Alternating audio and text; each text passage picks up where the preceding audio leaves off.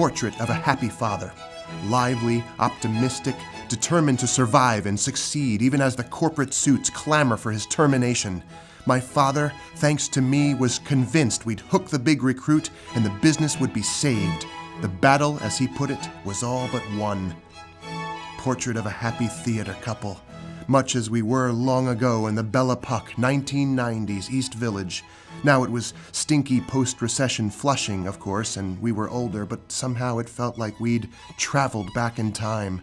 Long walks, happy, delicious meals, inspired conversation about our hopes, our dreams, the plays we longed to do. How did I achieve all this? This rescue of spirits? The way so much of human happiness is achieved and sustained. Lies.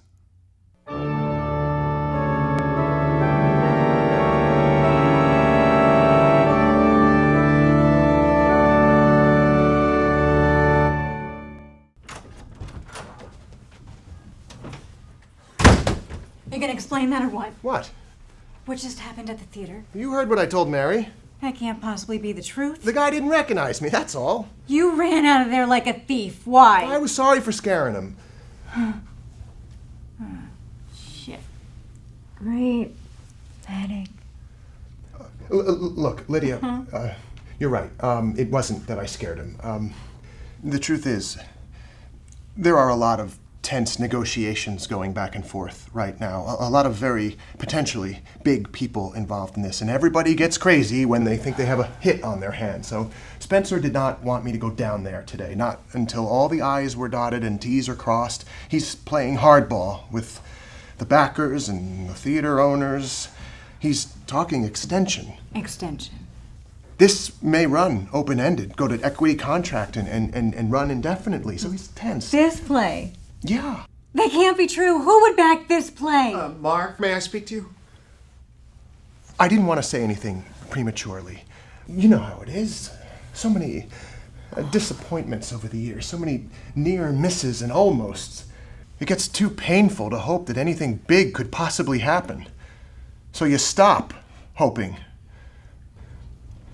But suddenly, with this, it could all come back to us. Everything we always talked about, everything we always wanted to do, what we loved together. It'll only take a minute.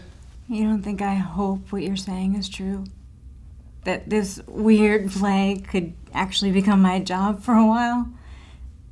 That it could be something I could tell my family I'm doing, tell myself I'm doing? Something that could justify, even for a little while, this ridiculous, pointless life I've lived. And something that could keep me here, in this city that I love, without it being a constant reminder that I failed to be an actor. Live in New York? Would you, Lydia? I was thinking buying Backstage magazine. It's all true. There are producers, backers, big ones, like B.D. Riley and Jerry Burke. I'm gonna go. Sorry, in my head. Get right home and send George out for Advil. Okay.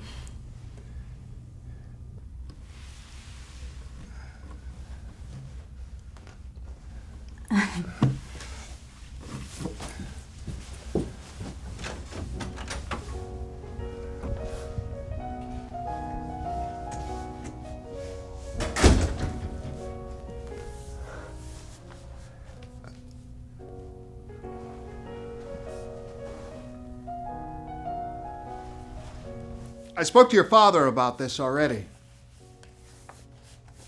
Remember that client I had, the one with the blood pressure? Oh yeah, congrats on that case, by the way. Well, turns out he's also an actor. Yeah, I remember him saying. You gotta put him in your play. Excuse me? The wife made it a condition.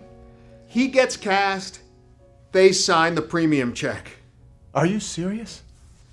Please, Jesus, God, you gotta say yes.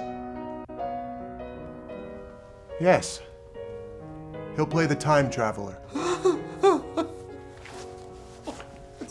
That's great.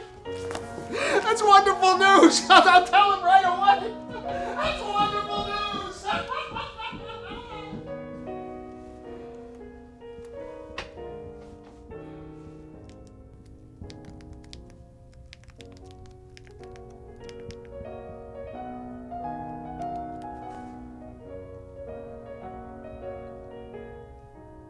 Hi. Jerry Burke, please. Hey,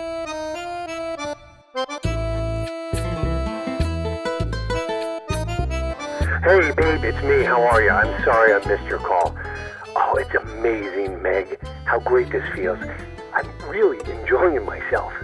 Brett has us up on our feet already, and I have to say, his ideas about the play are completely wrong, but still, I'm loving it. Tonight we're blocking the 3 scenes and attempting a stumble through. Do you believe it? A stumble through. I'll catch the 11:20 train and should be home in a bit. After that, the commute's a pain in the ass. I wish I could just stay in the city. Anyway, listen, we'll catch up later. I love you. Bye-bye.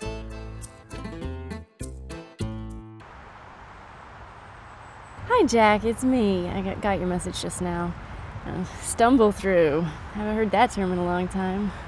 I guess it was The Doll's House at ATA. Nora was my final role as an actress. Kind of ironic. Oh, sorry, that is a dark thought.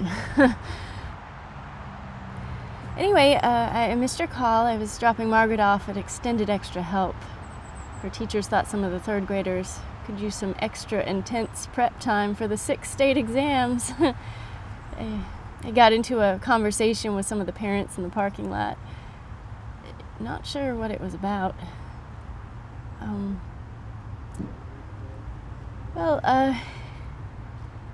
Have a great rehearsal. I'll see you soon.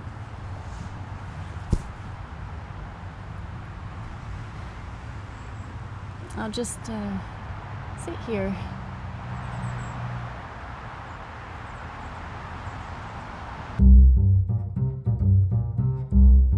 I canceled, then rescheduled my sit-down with Jerry Burke.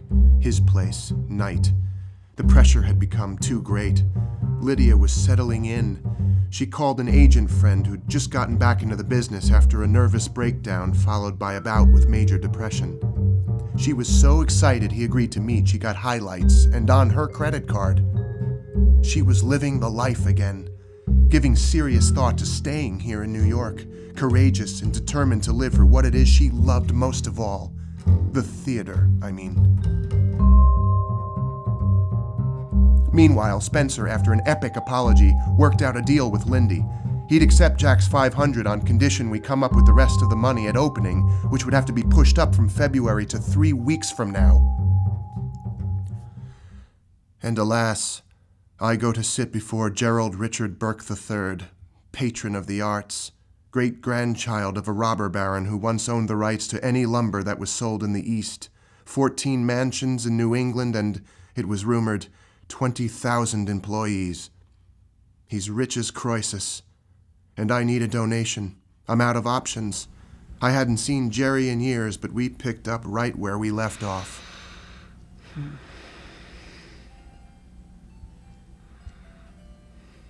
Surprises, plot twists, vicissitudes, staggering thunder, a wet, violent deluge from a placid azure sky.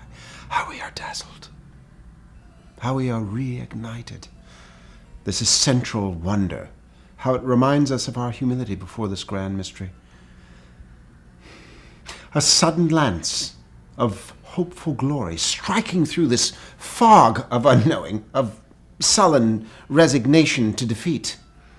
Unforeseen, unexpected, and how the heart, the blood, the body goes aflame with resolve, with confidence, new youth, and power. Here you have a lighted Mark, after so long, and I'm cast back in time.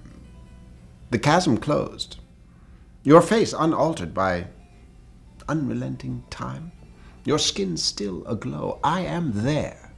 I am here. Happy ghost. Found again beside you somewhere long ago in a theater. Something for which I was given free passes, and for which I'd extended to you my invitation, as we'd met only weeks prior to our company's fundraiser. With your hand on my knee, uninvited? Some boisterous French farce, perhaps. Skin, underwear, nudity, perhaps. Audience roaring, doors slamming as they so often do. Doors closing as they do. But then one opens. On a night like this, a door long thought shut. Phone call from you, asking me for a rendezvous. How we are astonished by life. How we are surprised. Yes, by others. What others may do or not do or take so long to do. Surprised we may be at ourselves. What we do or do not do. How we may feel about a thing, a person whom we are attracted to after so long. Attracted to.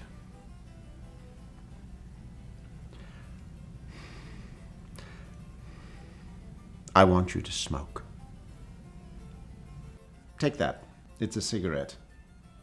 I don't smoke. Smoke it. It's half smoked already.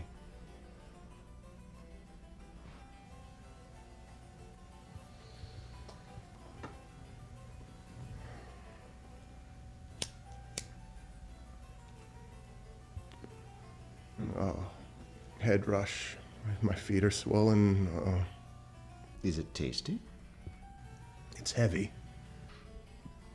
You know who smoked the first half of that cigarette? No. You, I guess? Montgomery Clift. Ah, my second guess. Right after he blew me. Monty came here. It was late in his life, his final weeks. We'd met on the corner down there. 7th and something, near the tobacco. And he was very stoned. But I was sober. I was so young. Mere teen. But I knew what to do. And when he was gone, with me inside him, I called my friend Sandra. And I said, you'll never guess who was here, and who smoked my cigarette, and who blew me. Monty Clift. And she said, save the butts, save the butts. And so I did, for a special occasion. Smoke it, Mark, all of it.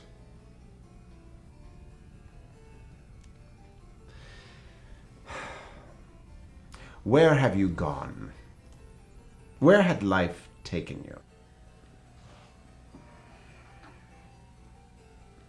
I'm directing a new play, and I was wondering if you'd consider supporting it.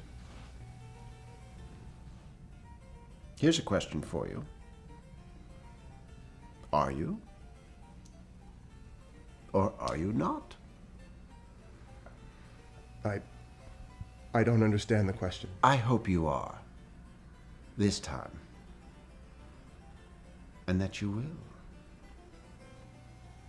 Will what?